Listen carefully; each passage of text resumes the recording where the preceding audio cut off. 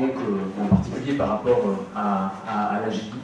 Et donc on va d'emblée commencer pour vous dire que finalement on a assez peu de données. Donc je ne vais pas repartir tout de suite, ne vous inquiétez pas, mais on va quand même discuter.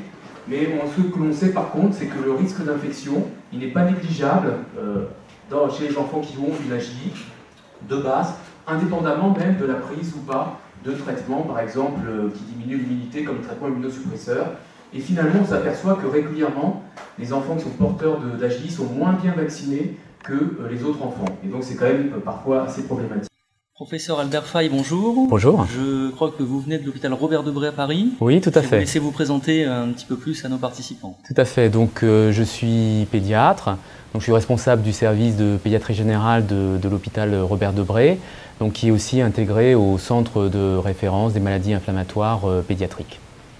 Alors, vous avez abordé au cours de votre conférence la vaccination et l'arthrite juvénile idiopathique.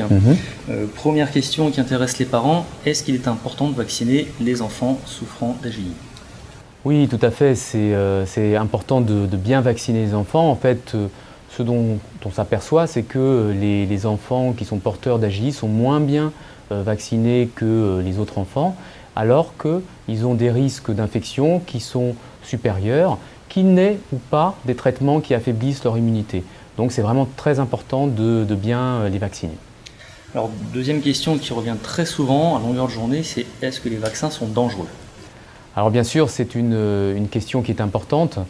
Les vaccins sont comme tous les médicaments, peuvent être associés à des effets indésirables. Et ce qui est important dans ce cadre-là, c'est à chaque fois d'évaluer le rapport bénéfice-risque de ces vaccins. Et à chaque fois, on s'aperçoit finalement sur de grandes études que le bénéfice est nettement supérieur au risque de ces vaccins.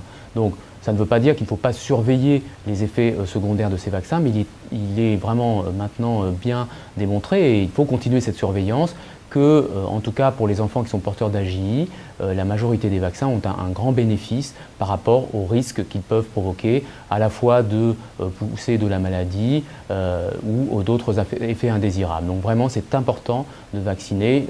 On ne peut pas dire que les vaccins soient dangereux. Alors quels sont les vaccins vraiment les plus importants et ceux dont on peut éventuellement se passer? Alors, c'est toujours difficile de dire se passer d'un vaccin. En fait, plus précisément, il y en a qui sont contre-indiqués dans certaines situations, en particulier quand les enfants ont des traitements immunosuppresseurs qui sont lourds, des biothérapies, et c'est ce qu'on appelle par exemple les vaccins vivants. Donc dans ce cadre-là, il peut y avoir avec certains de ces traitements une contre-indication à ces vaccins. Sinon, les autres vaccins, en particulier ceux du calendrier vaccinal, peuvent être effectués, donc en dehors de ces vaccins vivants.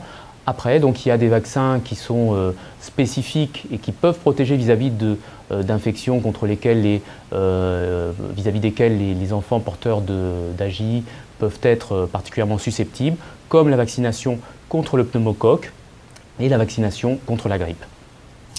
Et enfin, est-ce que l'existence d'une poussée de la maladie a déjà été documentée justement suite à une vaccination? Alors, on peut trouver des descriptions dans différents journaux éventuellement de maladies inflammatoires au décours de la vaccination, mais à chaque fois ce sont des cas isolés et ils ne permettent pas de dire que ces poussées, ces maladies sont en rapport avec la vaccination. On sait maintenant, il y a de très grandes études qui montrent bien pour l'instant, et il faut continuer cette surveillance, qu'il n'y a pas de surrisque pour la plupart des maladies inflammatoires de poussée de la maladie. Donc vraiment, je pense qu'on peut être, en tout cas avec les vaccins que l'on a, rassuré par rapport à ça, ce qui n'empêche pas qu'il faut continuer, c'est vraiment absolument capital, continuer la surveillance vis-à-vis des effets indésirables potentiels de ces vaccins. Mais encore une fois, le rapport bénéfice-risque, il reste largement en faveur de la réalisation de la vaccination. Donc au final, des messages plutôt rassurants, il faut inciter les parents à vacciner les enfants. Tout à fait, il faut effectivement inciter les parents à vacciner les enfants. Vraiment, c'est un élément important et éviter effectivement qu'ils soient moins bien vaccinés que des enfants qui sont moins fragiles.